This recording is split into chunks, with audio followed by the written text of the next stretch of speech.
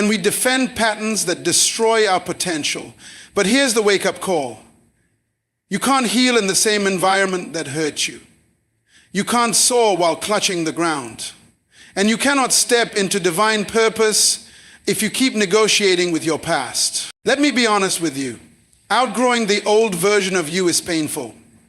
It means waking up to hard truths. It means walking away from what is familiar. It means learning to live without applause. But it's necessary. Because the version of you that's called to impact nations, to lead in your generation, to glorify God boldly, cannot be built on the blueprint of fear, shame, or self-doubt. Eventually you have to look yourself in the mirror and say, I've stayed here long enough. Long enough in insecurity, long enough in procrastination, long enough in spiritual laziness, long enough in cycles that drain your joy. And then, with God's help, you force yourself to evolve. Not because you feel ready, but because He already made you new. And if you ever doubt your ability to grow, look back at what you've already survived. The old version of you would have never made it through some of the storms you've already walked through. But you did. You made it. Not just because of your strength, but because God was refining you, preparing you, calling you higher. So today, make a decision. Not a feeling, not a vague hope, a decision that from this moment forward, you will no longer carry the identity of the old. You are a new creation. The old is gone, the new is here. Whether you feel like it or not, the new is here. Whether others recognize it or not, the new is here. Whether you've failed or stumbled or cried through the night, the new is here. And if God calls you new, who are you to argue? You don't want to miss this. Let's talk about how God's purpose requires personal evolution. Let's get something clear right from the start. God will never anoint a version of you that you're pretending to be. He blesses who you are becoming, not the mask you wear for people, not the role you play to survive, not the shell you created to protect yourself from pain. He's not after perfection. He's after transformation. And that kind of growth, it's personal, it's costly, it's deep. It's the kind of growth that requires you to let go of who you were so you can become who God designed you to be. You see, purpose is not stumbled upon accidentally. Purpose is revealed through the process of personal evolution.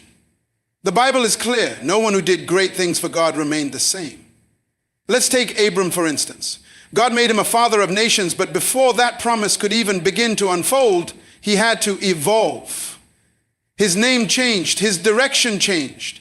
His mindset had to shift from a childless man wandering in uncertainty to a man who believed in things unseen. That wasn't easy, but it was necessary. Or think about Saul.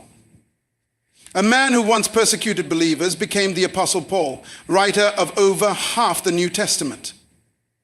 But that transformation didn't happen because he improved his public image. It happened because he encountered Jesus and allowed that encounter to wreck everything he once believed.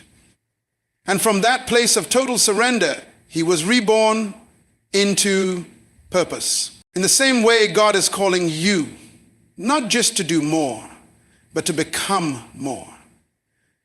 And becoming more means shedding what no longer serves your calling. It means surrendering attitudes, habits, and patterns that are familiar but fruitless. It means growing beyond what's comfortable so you can step into what's divine. And yes, that's uncomfortable. Evolution always is. But comfort is not your calling. Obedience is. Now, the Word of God puts it plainly in Romans chapter 12, verse 2. Do not conform to the pattern of this world, but be transformed by the renewing of your mind. Then you will be able to test and approve what God's will is.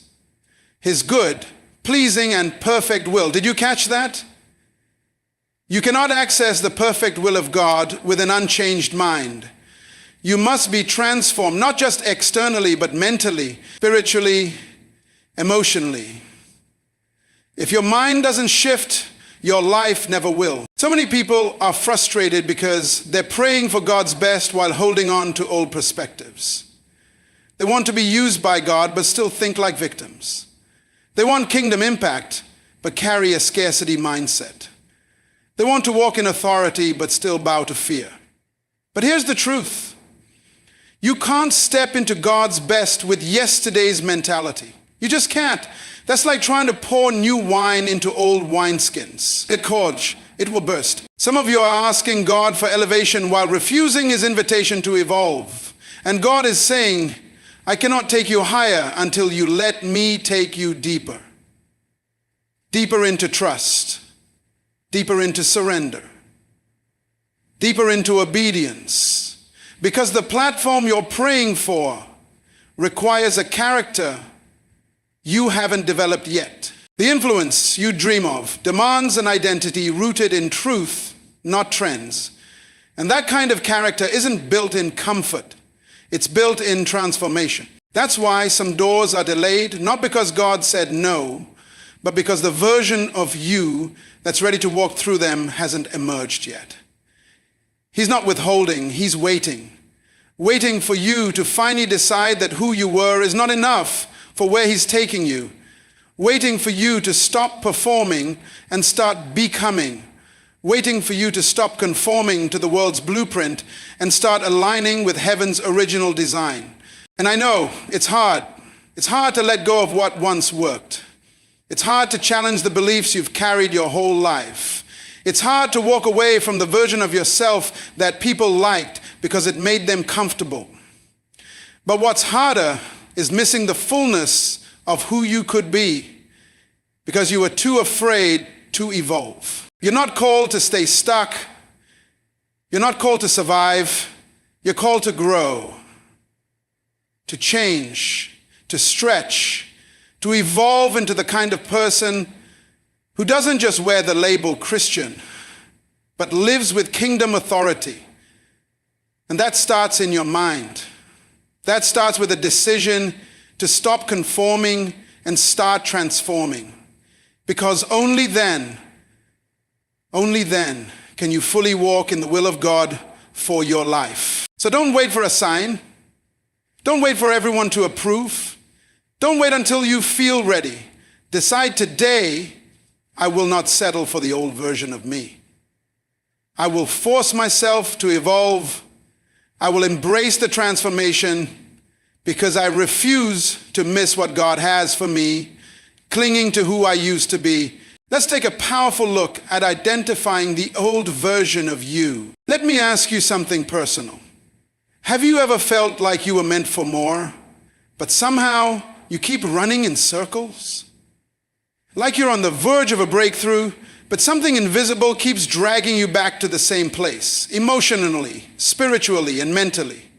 That, right there, is a sign that the old version of you is still in control. And if we don't learn to recognize that version, it will silently sabotage everything God is trying to build in our lives. You see, the old version of you is clever. It doesn't always show up as sin. Sometimes it shows up as subtle self-doubt, as playing small, as deferring your dreams, as hiding behind excuses that sound responsible but are really rooted in fear. The old you doesn't announce itself with a loud warning.